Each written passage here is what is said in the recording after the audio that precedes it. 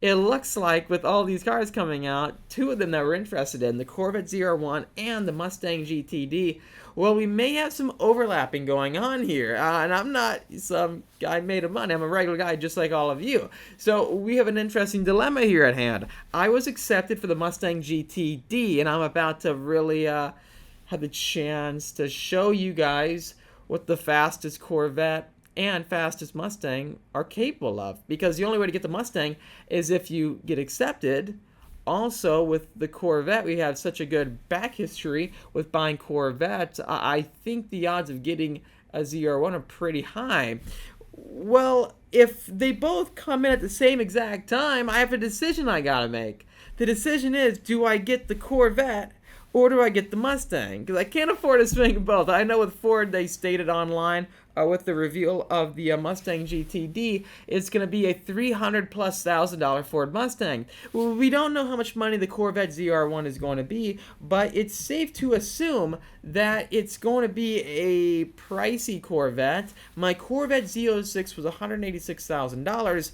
If you just consider having way more horsepower, usually with these brands, when they put a V8 in a platform that usually has V6s, they increase the price $30,000. I'm referencing the Ford Raptor R. It was a $30,000 upgrade over a standard EcoBoost Ford Raptor. When you look at the Corvette Z06, it's a $40,000 upgrade, and you get the naturally aspirated V8 versus the naturally aspirated pushrod V8 in the standard Corvette. If we use those benchmarks when it comes to big horsepower jumps and engine changes, I think it's safe to assume this new ZR1 with similar options will instantly be about $40,000 or more expensive. So this is going to be probably a $240,000 Corvette.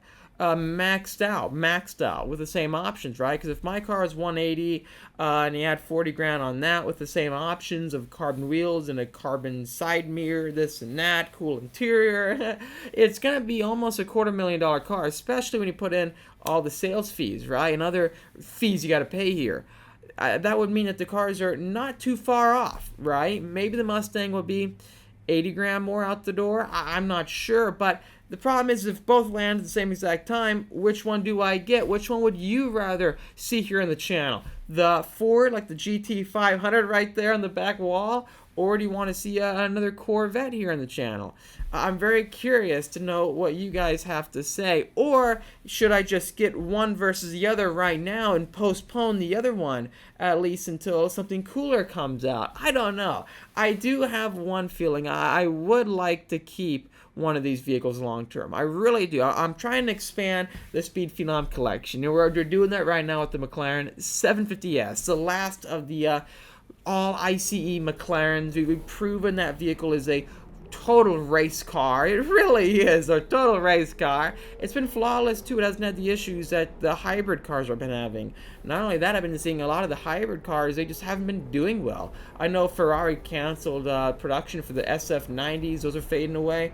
It's really just crazy to me seeing this new era of hybrids. I think with the gas-powered cars, these are the pinnacle gas-powered cars ever. It's not like we're entering this new era for gas-powered cars, because this era for building out the ultimate gas-powered vehicle has been going on for decades with Corvette, Ford, all these amazing brands. So when you look at the ICE going to hybrid platforms, we are at the very beginning, the very first step at that.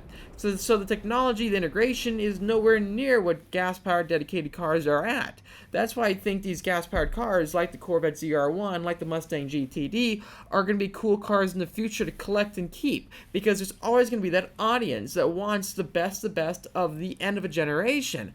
I believe with Ford, with Chevrolet, with their Corvette, and these other brands, you don't just look at American regulation. Worldwide regulation from so many countries have been phasing out gas-powered dedicated cars. So I'm mentioning all of this to really share with you guys why it might be good to keep one of these vehicles. I definitely do think so. I want to get your thoughts on that in the comment section down below. Let's say if the Mustang GTD arrives at the same exact time as the ZR1, or the ZR1 arrives at the same time as Mustang GTD, which one should I say goodbye to? I'm leaning towards one way, and that's why I'm saying, my decision, my shocking decision so far is I'm leaning towards going the route of the GTD because it's an application process. I had to get accepted by the car.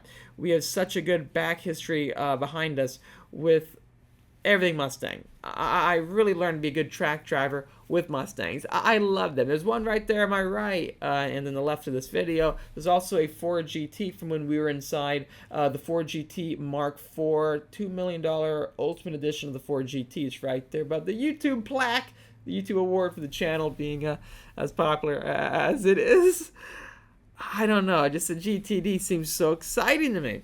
But the other car has 1,000 horsepower. 1,000 horsepower. So I'm very pumped about this new generation era of the Speed Phenom channel. All the stunts and crazy stuff we're gonna do. I remember getting the very first delivered Z06 Corvette from Chevrolet and driving that from Kentucky all the way to California, going to tracks. Also driving other people's cars like Ferrari F8s and incredible supercars side by side, just like our Huracan SEO versus Corvette Z06 tests. We did some crazy stuff. We really did.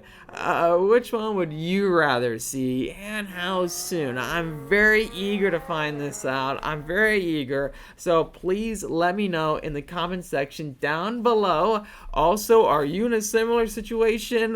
Just envision if you were, which one would you choose? Lastly, I gotta real quickly mention the shop. You know, this is it's been out for a couple months now, and it's been very exciting working on everyone's cars. So whenever I get the opportunity, I really do like to say, if you need any paint protection film, if you want to change the color of your vehicle, do ceramic coating or window tinting, we'd love to take care of you here at Speed Phenom Film, our amazing studio here on the beach of Carlsbad, California, right above San Diego, right below San Clemente, where Cars and Coffee is.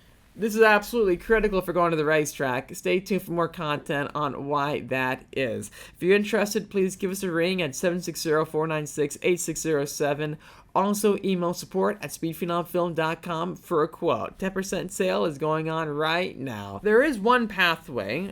If let's say both vehicles do come in at the same exact time, and let's say I go down the route of the Mustang GTD, that would allow me to either get the Corvette Zr1 a little bit further down the road, then get the Zr1, or I could go from GTD to Corvette Zr1. I gotta really plan this stuff out early on, very early on, because there's so many different directions we can go. On the flip side, if I postpone GTD, I could get the Zr1 now, and then get the GTD, and then get the Corvette Zr1. That could be another interesting way. My decision is, I don't know, I'm leaning towards going towards GTD and maybe postponing ZR1.